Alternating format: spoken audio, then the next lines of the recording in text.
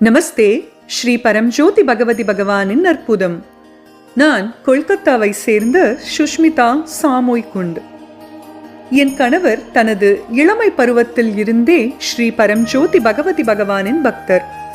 எனது திருமணத்துக்கு பிறகுதான் நான் பகவத் தர்மத்தை பற்றி அறிந்து கொண்டேன்.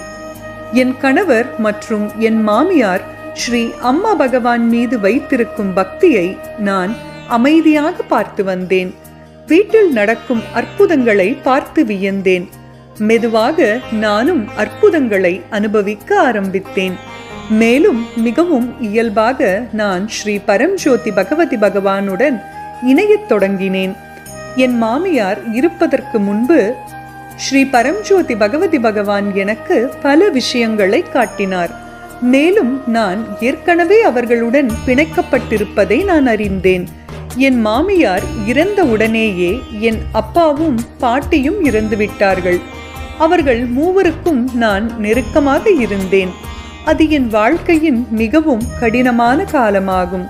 அந்த நேரத்தில் நான் புதிதாக கண்டுபிடித்த அன்பான ஸ்ரீ பரம்ஜோதி பகவதி பகவானிடம் இருந்து மகத்தான பலத்தை கண்டேன்.